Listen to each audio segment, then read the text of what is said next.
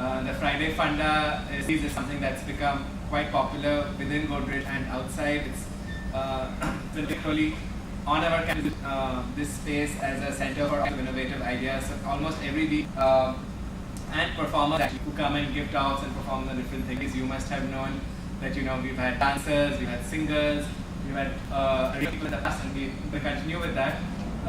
For example, in August coming up, we have a play that's going to happen. So it's a one-act, it's a beautiful play.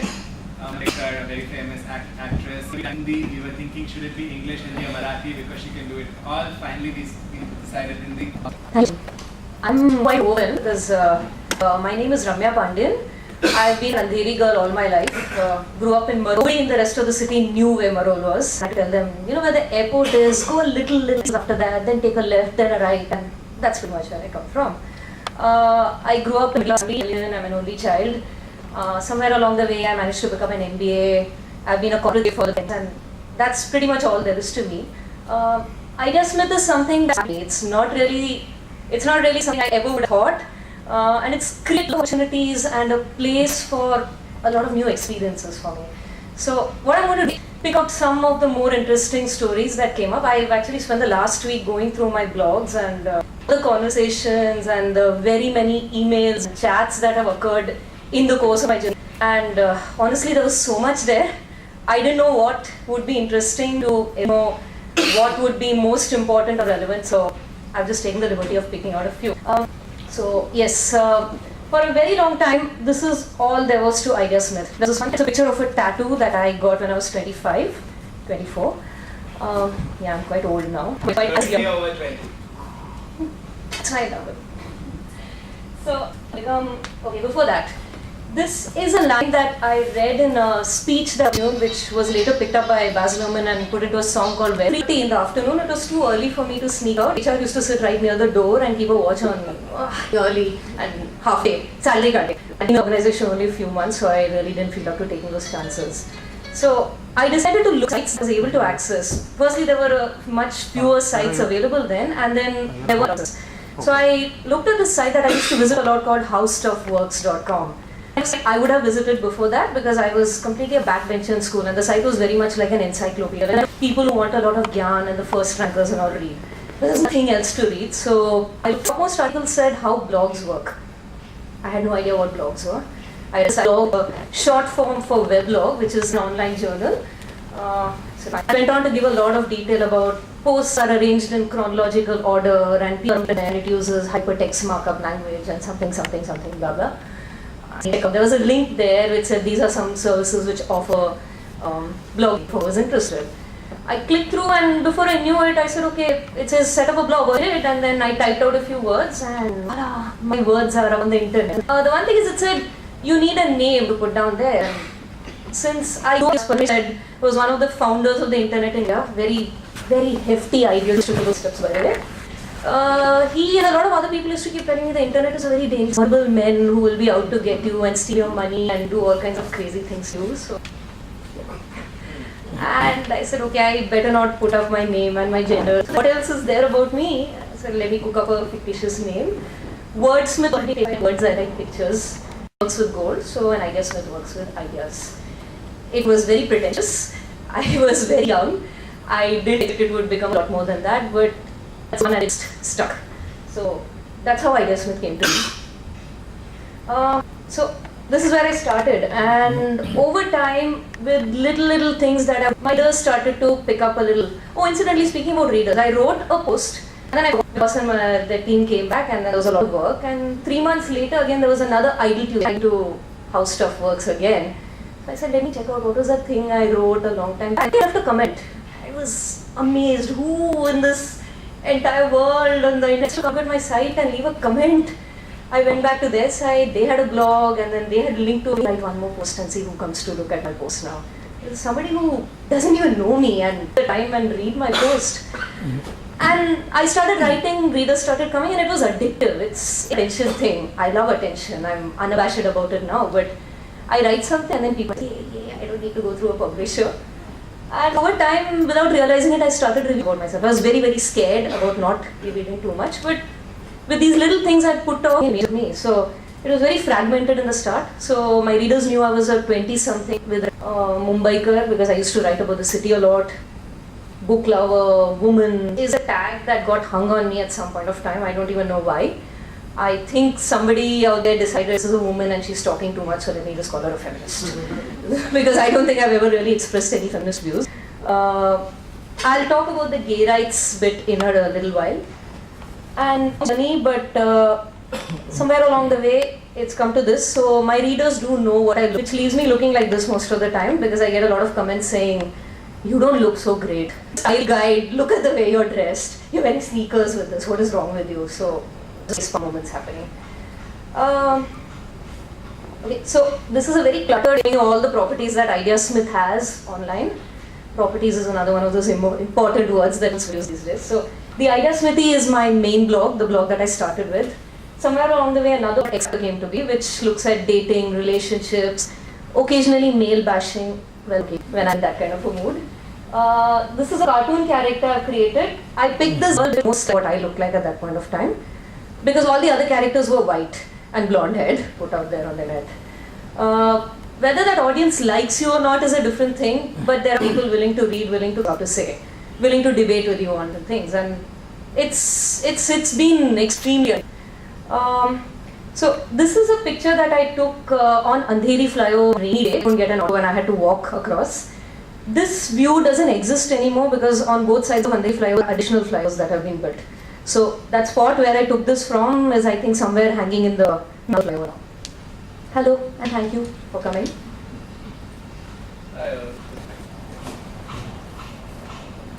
I didn't want to just keep putting up photographs because I'm a photographer. This was shot on my mobile phone camera. You can see it's all fairly patchy in corners. But somebody I used to follow on the blog world said, write a 55-word story. A story that has 55 words. So I said, okay, why not? And I took this picture and I wrote this around it. The story is called Room with a View. The room has a view, an expensive view. She says, stay out in the rain so long that you never feel clean and dry again. When you return, you won't need to window seat. He shrugs, too late, I already paid the rent. So this is not really fiction. I doubt that any publisher would ever want to make a collection of these and put it out in the fiction section of it, but hey, it's my blog, I can put up whatever I want to. And apparently people like it. This is something that I get asked a lot even now because I started with the IdeaSmithy and like I said, it got so addictive. I set up other blogs, I set up a whole lot of other categories, I started writing books. It got to a point where the minute I opened my eyes, my mind would constantly be thinking, hey, oh, I had this conversation, I overheard this conversation, oh, look at that, something has happened, there's a horrible new movie out. What are all the things that I can write about? Getting has never happened, so it's always a little odd for me. I don't know quite how to answer it when people say, where does IdeaSmith all around, just waiting to be picked. A lot of them happen in conversations, some of them happen with people, and many of these are people whom I've known for many years as Ramya, but IdeaSmith, it's like, there's so much more available. I'm able to relate to them in a very different way. They are able to talk to me about other things which may not have been possible earlier. So the section I have called iStyle, which started when I saw this girl on the train carrying a bag that's designed like the cover of a detergent box. It was actually this round thing which said 10% off with more bubbles and foam and something. I thought it was, wow, that's so quirky. And I said, can I take a picture of it and put it up on the internet? And she looked at me and she said, yeah, okay, so what? And somehow it just got a lot of attention and there were so many people who came and said, wow, that's so cool, this is so lame. So I started looking and I found that a lot of people wear and carry really, really quirky things and you just need an eye to look for it. So this is, I'm sorry, the picture is not really good, but it's a pair of slippers with spikes all around it. This is a friend of mine called Sakshi, who also was a very big blogger at one point of time, and she was wearing this at home. That's another person I went to meet for a business meeting, and she was wearing these big earrings that kept distracting me because there were parrots in the earrings. And it just didn't seem to go along with her personality. She's very ladylike and feminine, mild-mannered, so I couldn't quite reconcile parrots, but I think they added a really fun edge to life. This is another friend of mine, and all of these are people I know through my IdeaSmith. They are fellow bloggers and other readers, and now people who run a social agency. And that's my dad. Hello. And my mom. Welcome. And Moksh was coming to conduct a workshop at Kalagoda, and this is what he chose to wear. That is my celebrity spotting. That's Sapna Bhavanani at a rock concert in Pune last year. I don't know if there's anybody from outside Bombay who doesn't know Sapna Bhavanani, but she's a bit of a sensation in the Mumbai suburb. She's this celebrity hairdresser responsible for Dhoni's makeover from the ugly yellowish hair to the way he looks. That's what she was wearing. So she commented on my blog once when I wrote something about her. So I know some famous people. And this is a familiar face. So this is Parmesh, and I bumped into him many years later at Kala Ghoda, and I said, "You have got to be on the blog." And he says, "Yes, of course, darling." So we're here, and he's promised to give me a whole lot of more pictures for iStyle, which haven't happened yet. Remember, it's in my office.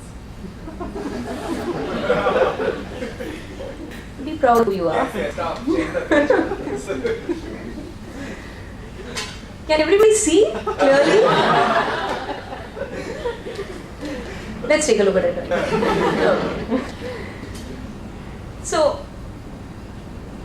the city we live in, I reached a point in my late 20s when I'd gotten very cynical, and I think a lot of people at age reach that place because you're out of college, so nobody thinks you're cool anymore. Even you don't think you're cool, and you had all these grand dreams, and now you find you're going to work and you're working with excellent PowerPoint every day, you're answering to HR and IT and bosses and whatnot. We just somehow get lost and we start feeling like life is so ordinary. And for me, I started looking around and saying Mumbai is just so, everyone just keeps running and there's nothing to it. And I grew up in Marol, remember, and then I moved to Oshiwara, which is the other end of disconnected from the rest of the city place. You practically need helicopters to get in and out of the place now with the metro. But somewhere along the way, I got a job in another part of the city which I had never heard of before, called Chinchpokli. When the person contacted me about the job, I asked him, "Are you serious? Is this in Bombay? Do I need a visa?" And he says, "Yeah, it is in Bombay. It's on the other side of the central line, and you need to take 2 trains across here and get down here." And I took the job, and every day I used to make the trek from Oshiwara to Chinchpokli. I spent about 3 hours a day commuting, but this was an amazing experience.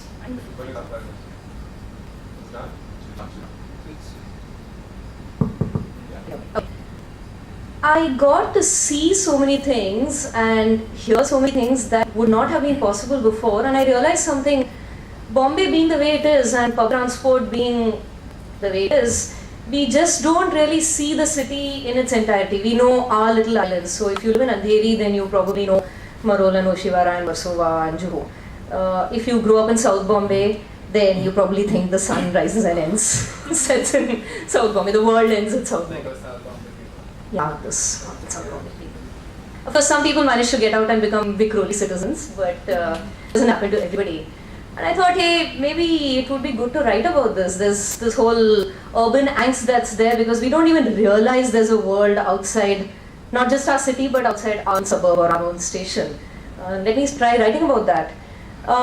So I started writing about the places that I saw. I started weaving in a little poetry around whatever it is, the pictures I took on Juhu Beach. And these were all really ordinary things. I've lived in a place all my life which is not really conducive to grand art like, sweeping mountains and a lake and river and things like that. I live next door to pollution and high rises and slums everywhere. So, but still I think there's poetry in that as well.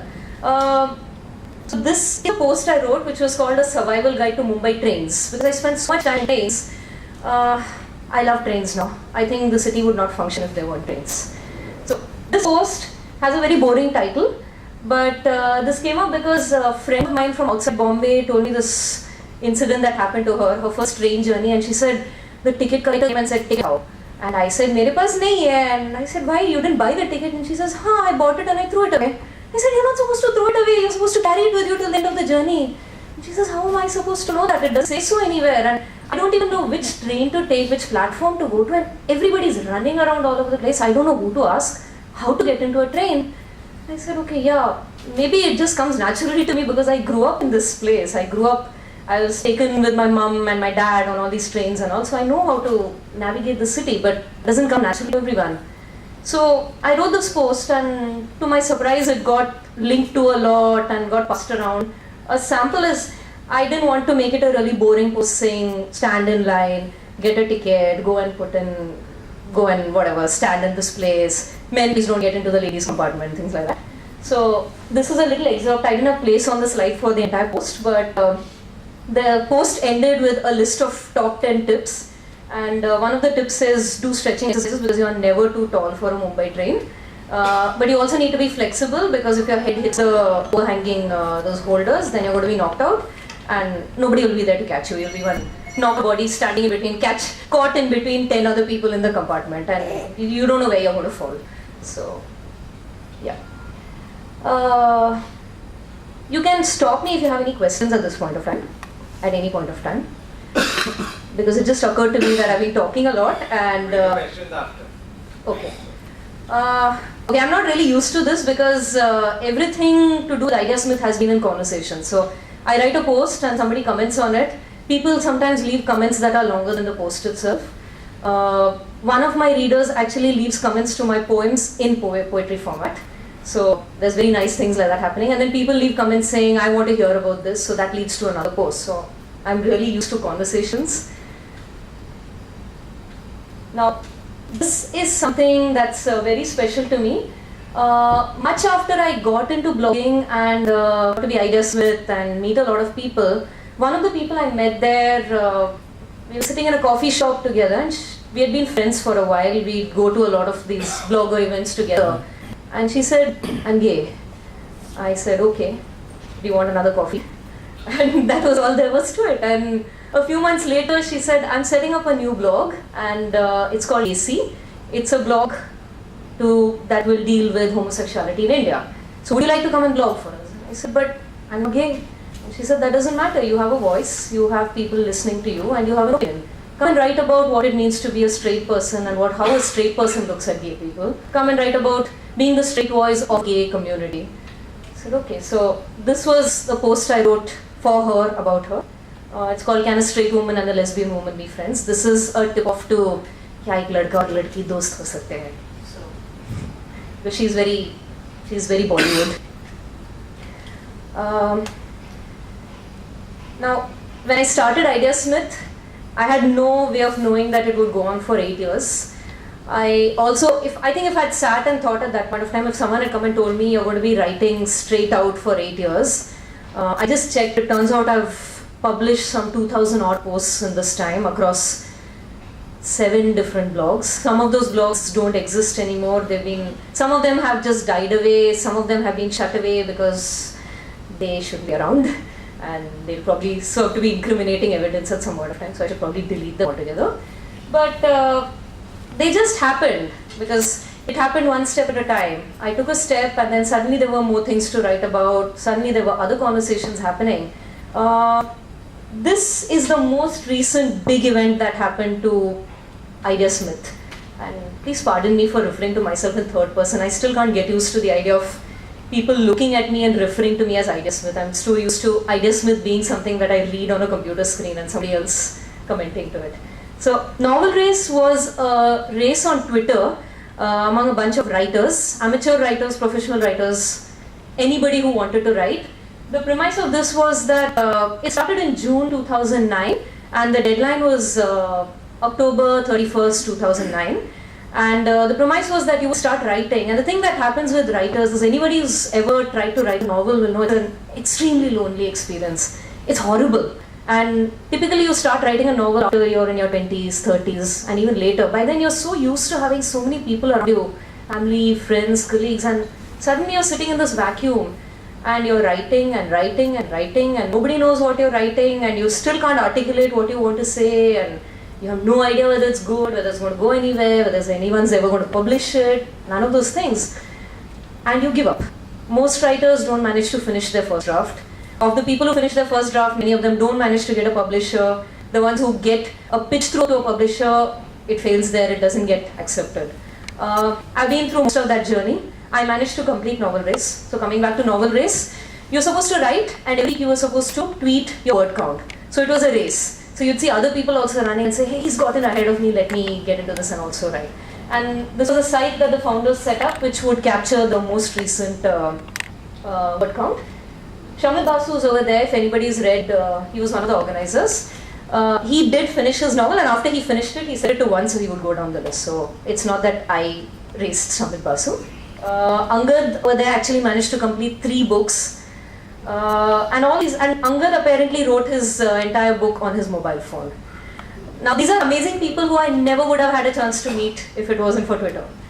I also got to be really good friends with the other organizer, and because I started tweeting things like, what is the ideal length for a chapter?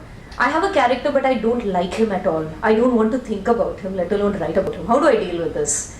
And everybody else who was participating in Novel Race jumped in and started giving their ideas, and it became a really nice conversation.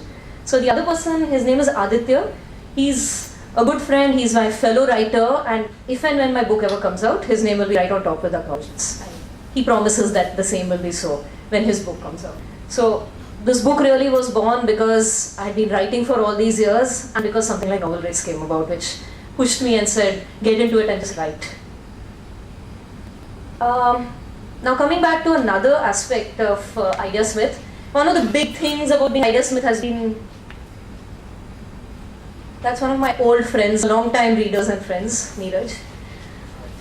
This is a little bit of revenge for all those times when I thought I was anonymous and people like Neeraj would come and say, I know who you are, IdeaSmith, and call out my name and say, haha, IdeaSmith is Ramya, I know.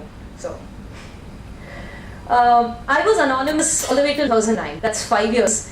And it's a really, really, really difficult thing to be anonymous on the internet. Especially if people are interested in what you have to say, which is nice. But then they want to know who's this person who's saying it, what do you look like, where do you live, what do you like to eat, what are your religious beliefs, are you straight, are you single, how does your family feel about your writing all these things. And it's really, I mean, I am just like anybody else. I didn't necessarily want the whole world to know about those things, and it was very difficult evading those questions. To add to that, I'm not a techie. I know nothing about technology. Technology is a tool as far as I'm concerned, and I'm not very good at this tool. I somehow managed to figure out how to run a blog, which is really a miracle. I don't expect that there'll be any more miracles that will save me from getting outed. And I've had a number of near misses. I'm not anonymous today, which is why I'm able to stand up and say this with so much ease, but it's been really tricky navigating. So one thing that happened is, this is incidentally part of something called the Wall Project, which the BMC tied up with a group of people who wanted to beautify the city, and they took over the stretch from Mahim to Phoenix Mills, Tulsi Pipe Road. They cleaned up that entire street, the wall between the station and the road, and they whitewashed it, and they provided paints and said go out and paint. So I saw this, somebody sent it to me, and I asked a few people on Twitter. So we got together and painted a few walls together, and we ended the day by painting this wall, which is a depiction of Twitter, our Twitter feed. So everybody on this is actually on Twitter, and we put up whatever status message we put up was our status message on Twitter for a few days. So yeah, it's a little corny, but for inside Twitter users, we thought it was very cool. So my status actually said IdeaSmith is playing a cat and anonymous game, anonymous game. To come back, now this is a cringeworthy episode from 2005. What happened is I had been blogging for about a year and a half, and I'd gotten a new job. I was anonymous. I had a few readers. Nobody knew who I was. And I joined along with a bunch of other people, some 4 or 5 of us, and the director said, tell us something about yourself. Take 2 minutes and stand up, introduce yourself, tell us what you like doing. And this guy stood up and said, hi, I'm so-and-so, and I studied in this college, and what is interesting about me is that I have a blog. And my ears popped up, and I said, wow, he's actually telling people at work that he has a blog. And then my director asked him, what is your blog called, what do you write about? And very confidently he said, oh, I get 100 visitors every day, and I write about this, and I write about that. When it came to me, I said, I'm Ramya, and I like reading, and I like music, and yeah, that's it. I was very scared. I went home and I checked out his blog, and the next day I went and told him, hey, you know what, I read a blog and pretty cool. And he says, you're a blogger. I said, no, I'm not a blogger, And he says, no, you have to be a blogger because only a blogger would immediately go and check another blogger's blog. I said, no, I was just very interested because this whole thing about blog and all is so new. And he says, no, don't pretend. And He just would listen. I kept telling him, no, I don't have a blog, I'm not a blogger. I was petrified. Just a year or two before that, I'd heard the story about this lady in the US who got fired from her job because she said something on her blog about her company. I was very scared something like that would happen. And I said, no, I don't have a blog. And he would keep harassing me. Every day he would come to me and say, today I'm going to discover your blog. Today is the day. And I'd say, no, I don't have a blog. What will you discover? And by then he'd started saying things like, I'm looking at where my visitors came from, and one visitor has come from this office itself, and I'm going to check all those links. And he was faffing, which I know now, but I didn't know that then. It got so bad, and I used to sit with my back to the door, so I could never tell. He'd come creeping up on me and look, and he'd say, no, I was just checking to see whether you've done your report on time. It just got so bad that I set up this dummy blog. I picked out the worst template that I could think of. It had all the dirty colors. It looks fairly decent here. It looks quite bad on my screen. And I actually deleted, there were 2 posts I put up because I figured if I put up an empty blog, he's not going to believe it. So I actually sat down, wrote 2 bad posts, and then I went through them again to make them even worse. I put in spelling mistakes and all kinds of rubbish things on it. 2 posts and I left it there, and I put my name there. And 3 days later, he came to me and said, I found your blog. You shouldn't have made such a big deal out of it. You don't write well at all. What is wrong with you? I said, okay. See, I told you it's not worth looking at. And I was very, very happy. It wasn't till a year later when he quit, I felt a little bad because by then we had become friends and I felt like, I've been lying to him and all. I went and told him, that blog is not really my blog. I have another blog. And he says, yes, I know IdeaSmith. I've been following you since before I joined this company. I recognized you the minute I walked in. I was like, oh my God. You've been reading my blog all this while? And he says, yeah, and I found it very amusing that you went through all this effort and then you're so convincingly saying, I don't have a blog and all that. So I still don't know who's watching me and what they already know about me. I've sort of gotten used to living in a little bit of fear. This is a blog that I had around the same time because I did not know that he was reading my blog. I don't even know who else he spoke to in the office who was reading my blog.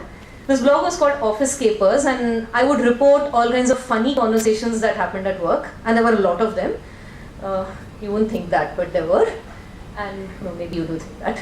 So I'd refer to people with names like someone from the next cubicle, and Piggy's Poison Plaza was because the person who ran the canteen was called Parimal, and the food was very bad. It was horrendously horrible, so I called it Piggy's Poison Plaza. God is the boss, the last word on everything. And I'd put in things like the LOC runs through no employees' land between my office space and SNC's. This is even more hotly contested than Pakistan occupied Kashmir. Because this LOC caused a lot of fights between me and my cubicle neighbor who was a very, very dirty man and spilled all his sandwich sauce all over my papers. So I actually drew a line down there and said, you're not supposed to cross this line. And he did most of the time. I also put up a few cartoon strips. I'd taken that blog down incidentally because I figured not all my colleagues would be as understanding. So this is supposed to be me, the girl in the little green dress. And this was when we had a lot of clients from the Europe offices, and then in the evening we would have to talk to people in the Bangkok office and Singapore office and whatnot. So my boss would start the day saying, let's call London now, they've just returned from lunch, they'll be ready to discuss. And I'd say, no, but it's 7 o'clock, I have to leave. And the next day he would say, okay, we have to stay back and, you have to come in tomorrow morning at 7 o'clock for a call. And, no, I just went home late. And he'd say, no, the other office is just leaving work at that time, so let's finish it off. I never actually did it, but this has been a long time dream to turn around and tell that boss, leave at something like 2 in the afternoon. And he says, where are you going? And I'll say, it's the end of the day in Tokyo. So that's the way it is. So I live my unfulfilled dreams as IdeaSmith.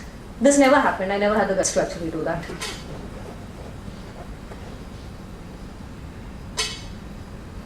What is this? Oh, you can see it's a toy. Okay. I was hoping I'd make it slide along like that. It would look like a real auto rickshaw. It doesn't. So this is something that SNC from the earlier slide found on the 3rd floor of our office on somebody else's table. We used to sit on the ground floor. I have no idea what he was doing on the 3rd floor. And he stole it from that table during lunch break and came down. And he and the other boys in the office, and they were boys because they played catch with this during lunchtime, throwing it over my cubicle while I was sitting there. I think it bounced off my head once. And the winner of that game was allowed to display this on top of his cubicle wall. So you can see actually I think that's probably SLC over there. It was his head. So I took a picture of it and I posted it on the blog and I called it the toys that we play with at work. And I thought it was a very funny post and I figured how many people work in such a cool workplace where they have toy auto rickshaws and all that. So you can imagine my horror when I got this comment the next day. It says, oh my god, look at that pillar. I just realized that you're in the same office that I'm sitting in right now. I mean, what are the chances? That pillar over there, which was a funny gold and yellow colored thing, somebody had recognized that. And this was somebody from the 3rd floor who had spotted it because I looked her up. She left her name. I went and looked her up in the company manual and it turned out she had won some award. So there's a big photograph of her and all. And the next day I walked into office. There was a meeting of this team to bring out the office newsletter. My first meeting, and I walk in and she's the first person I see. But she doesn't know who I am and I'm looking at her like, oh, you were reading my blog last night and you left this comment. I hope you don't come down to the ground floor and see that auto rickshaw sitting there. I can't even take the auto rickshaw down. Should I take the photograph down? I don't know. You'll think something's gone amiss. It turned out we became friends after that and so that was okay. But still, it caused a lot of panic then. This is the other side of anonymity. I dodged anonymity for a long time. Those examples I mentioned were pretty much the outliers. For a really long time, nobody knew who IdeaSmith was. So I was well protected from all those aforementioned dangerous people on the internet. This is a guy called Devesh Mistry. He runs a small social media agency in Dubai. Somebody introduced the two of us, somebody I knew off Twitter, introduced her some 4 years back and she said, he's looking for a job in Bombay and will you speak to him because I think you might have something interesting to tell him. I think you're the same age and all. So I chatted with him. I have an anonymous, not anonymous anymore, but I had set an email address also to deal with conversations regarding IdeaSmith. I chatted with him and I think I followed him on Twitter and he had been reading my blogs. So we had a few conversations and life went on. That was I think somewhere in 2007. Last year I happened to be looking at everyone I was following on Twitter and my Facebook, everybody was following me on the page. And I looked at this picture and I said, he looks very familiar. He looks a lot like someone I used to know back in '97 in college. And that guy was a friend and he left college during the summer vacation. He went off somewhere else and I completely lost touch and I didn't know his second name. So I wrote him a mail and I said, I was in this college and you look a lot like someone I know. And he says, yeah, but that's very unlikely. I never used to go to college all that much. I used to talk to maybe one person there. And I said, no, my name is Ramya Pandian and I used to sit here and I was a science student. And then he immediately replies saying, oh my god, you are that person I used to talk to. And I mean, it still amazes me. He called me up yesterday, which is why I thought of this. And for 5 years he had been reading my blog and he didn't know it was me. And we hadn't been friends, we hadn't been in touch for 14 years and well, we are back again. So in some manner he's found me again. It's great to have a friend back. But that anonymity actually kind of acted as a barrier because if he had just seen my name on the blog first time around, he probably would have gotten in touch and said, remember me. So, and finally, this is how XX Factor came to be. As I mentioned earlier, the IdeaSmith is the blog that I started with. About a year later, I moved to another domain and I thought it would be nice to categorize everything.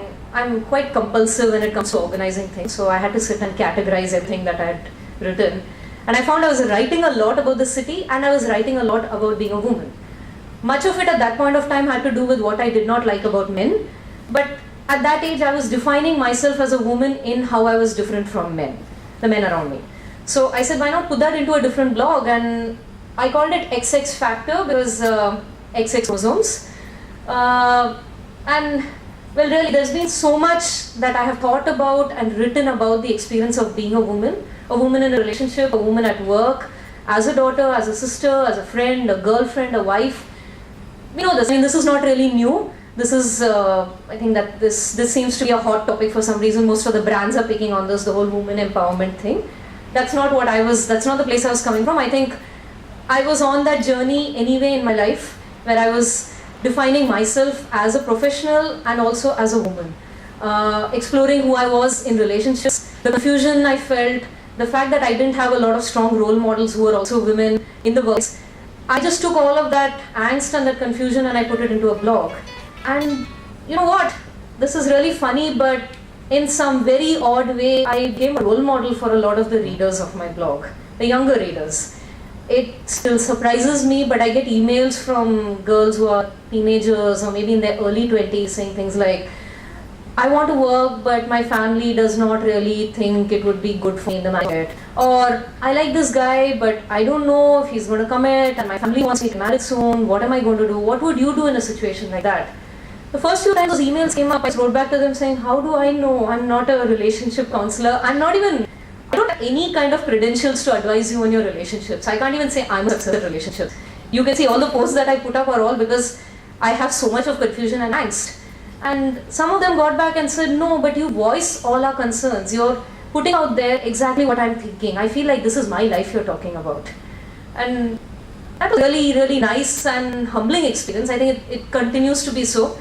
I find now when I have some kind of a question, and this is a personal question whether should I go ahead with this or not, I just put it up on my blog. Answers come and other people come and say, I have the same question. In some very weird way, it makes me feel better. So XX Factor has really grown from there. XX Factor for some reason has also brought me a lot of work, because apparently this kind of content is what a lot of people read, men and women.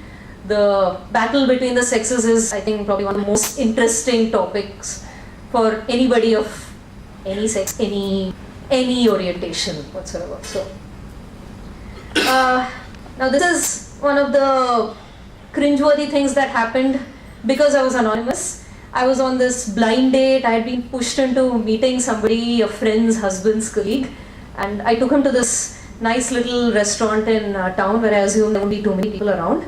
And to my horror, two of my friends entered 10 minutes after me, and I kept signaling to them saying, don't come here, do not come here, go away. And they didn't realize what I was doing. They thought I was just having fun with somebody else from Twitter. And they sat down, and you can see this guy's completely turned around. That's me over there, and that's my date. And the girl he was with took a picture of us, and she put a status saying he's on a date. And it suddenly got a lot of people sending tweets saying she must be on a date with so-and-so, she must be with so-and-so, maybe she's not single, maybe that is her husband. Oh, she looks a little, I can't see her face very well. Is she that young? Is she that old?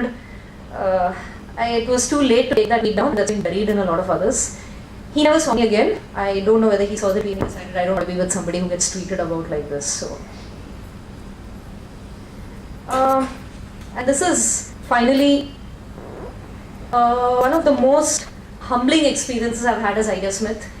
I saw this play called The Vagina Monologues. Has anybody ever seen it or read the book? Okay. For those of you who haven't seen it or read the book, it's a series of conversations with women. So there's a lot of issues that are dealt with there, everything from sex to motherhood to relationships, love, of things, and some very gritty subjects as well. I started off writing about everything that I was feeling. It's just such a powerful experience, whether you read the book or the play. It leaves so much of tumult inside your head. I felt I had to put something out there. And I writing, and somewhere along the way I realized I had picked up on the one topic that actually was child abuse. So I wrote a post about child abuse. It wasn't really well, but it came from the heart. And that post has received a lot of support, and 100 people commenting, writing me emails, SMSs from me. I still get comments on that. This is a sample of some of the comments. For the first week after I wrote the post, I didn't dare go near my blog because it was so, I never expected it would get this kind of a response. I actually thought there might be a couple of not very nice people leaving some off-color remarks. Not a single one of them was. People came up and shared their experiences, which was obviously moving, very moving. There were a lot of people who expressed outrage. There were fathers who came and said, "Here for my daughters." There were men who came and said, "I never realized this is what women go through." There were men who came and said, "This has happened to me," and it's not just women who go through this. This is not picked out all the, and I've not put the names of the people who left these comments because I don't think a lot of them would want their names known. People wrote to me saying, "I never dared talk about this to anybody, but when you up this post there, I felt like somebody was speaking for me, and I felt like something in me was heard finally, which needed to be heard." And this was just such a humbling experience. After I called me, "What is wrong with you? You're not replying to any of them." I said, I'm overwhelmed. I feel like I've inadvertently just ripped the lid off this festering of emotion. I can't deal with it. And she says, "Well, you better, because you've become a voice for something that hasn't been said so far, and it's good. What you've done is good, and what you've brought out is good, is only good, and you enjoyed a lot of benefits of being IdeaSmith. Now for you to take up responsibility for it. You need to come out and continue talking about it because it's clearly helping some people. It is doing some good. So stand up there and take responsibility for you started. I don't know if I'm doing a good job on this. I still get people writing in as far as possible. I try to listen. Well, I don't know. I really don't know. The thing that is be a space. I listen to people when they want to chat or talk to me or they write to me. I tell them what I'm able to. I don't try to like I'm a trained counselor, but I think for a lot of people, they just want to. I think a lot of people start your own blog because I can vouch for the benefits of how interesting you have to put your emotions out there. I don't know how many people have started, but maybe somebody has. So I think this has been the single most humbling experience in being IdeaSmith. This is some of the work that has come my way in the past 3 years. I did work. I quit my job some time back to take a break, and social media was a phrase that the business world was suddenly interested in. Some social media agency identified me as an influencer. Somebody else said, you write indie content, you have a large influence base. So there's been a lot of work labels on me. I'm very happy to say I've not really had to go chasing work. Some of it has just happened. It's been really, really interesting. It's not, but it's work that I have really thoroughly enjoyed. It's been good. I've done all of this even if I didn't get paid for it. Blogger is a bloggers. So I wrote a column on how to be a just bloggers. Social Samosa is one stop shop for data. I've been one of their early writers. Yahoo had a site called Real Beauty and they licensed a lot. I said, what do you want me to write about? And they said, just take the post that you have and put it out there. To showcase being an Indian woman and the conflicts and things that she does. So that's what it's actually called Should the Girl Ask the Guy Out? A dating site for Indians in California. I happened to the founder. She said, why don't you write something for the blog? So I wrote something. So I just picked up some of my nicer posts from XX Factor and put it up there. It's really nice to be paid to do what you already love. That's been my good fortune. The other thing happened. That's the workshop at Kalagoda that I took a couple of years back with two of my friends. And she's the one who organized it, and she's become my partner now. So together we have a brand called Right, under which we conduct workshops on creating good content. So we don't get into social media marketing and SEO and things like that. We talk about the craft of writing and the craft of writing online and how you can do a better job at it. Listing content, fulfilling content to you, and do it in such a way that you draw a lot of result. That's what I mean. That's where it is. But I guess at the core of Rama Pandian and IdeaSmith have merged. So this is who I am today. That's all I have. For a few questions before we go and I think, first thank you because it's what you've shared with us is that, you can have very simple, very true, how you talk about it and how you share these experiences with others, with us. So if there are any questions, it's a good time to ask them. Otherwise, you can ask them over snacks. Which book are you trying to reach? It's a fiction, and I don't remember, but I met him through the I remember, but Twitter allows to and I can play on my friends. I haven't had that privilege yet. So there's some work that you've done with brands and with websites and stuff like that. So what have you found interesting in maybe some of the perspectives and what's got you excited about and what the brand is about? In all honesty, not much at the moment about what the brands are talking about, but what everybody is really interesting. I think firstly, the audience for content goes way beyond people who read. At one point of time, about 10 years back, the world was split into people who liked reading and did not like reading. Today, there are a lot of people who don't like reading but who consume a lot of content on the internet. And that's sort of text-based content, but a lot of pictures as well, a lot of it there. So the audience has shifted, the audience has grown, and the people who are creating that content are also different. Their notions and what they want to share and how they choose to do it. It's a new medium. So there's a lot of new stuff happening, and that I think is very exciting. Brands, I don't know, maybe I don't really have enough experience to comment on what's happening worldwide. In India, it seems to be still fairly narrow. There's a lot of focus on social media marketing, which is about our brand. But it seems like a few agencies, a few disparate groups of people are getting interested in creating stories around brands. It would be interesting to see where that goes.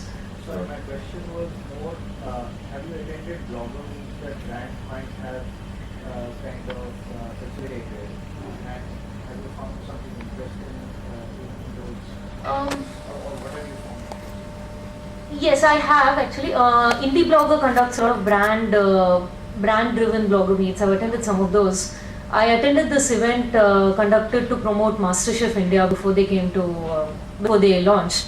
I thought the event itself was quite interesting because they didn't just hand out this release, a set visit, and apparently it's a closed set, so we wouldn't have been able to visit the set otherwise. And anybody who enjoys food, anybody who watches the Master series, I didn't really like MasterChef India itself, but I used to watch MasterChef Australia. So the whole just being there and seeing the table that the judges sit at was very nice, and they had the judges come down and talk to the participants. I think it resulted in a lot of people writing about it. I don't know whether it actually resulted in more people watching the show, but it was an interesting, I think, more done.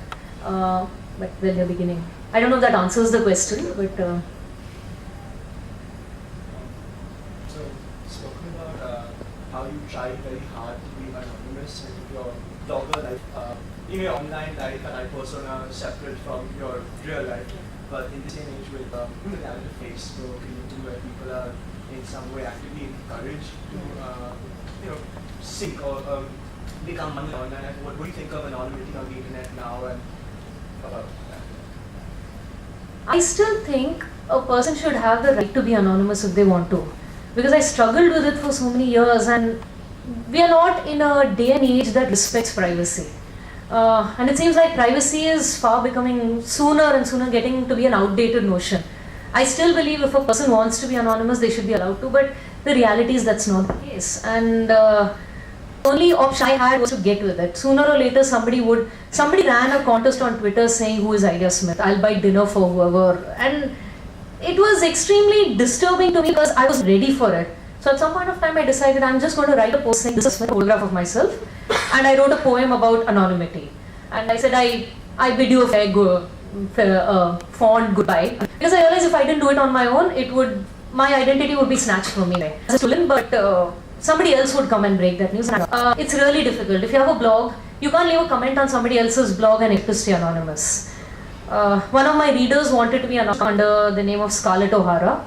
And one day she tweeted from another account, and I said, I don't know who this is. And the way she tweeted, it sounded like this was someone I knew. And she said, oh, I'm Scarlett O'Hara. And I went and checked her Twitter profile. She had linked it to her Flickr account. And I looked at her Flickr account, and it had her name on it. And I sent her a message saying, do you realize I know your full name now? And somebody else can. I didn't even need to hack.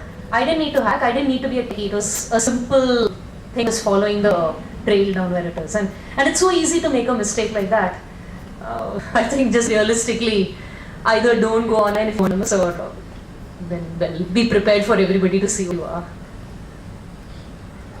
Got into please now 5 or 3 that within don't miss the beginnings. And yeah, so now let's all go to the space office downstairs and make snacks and come back.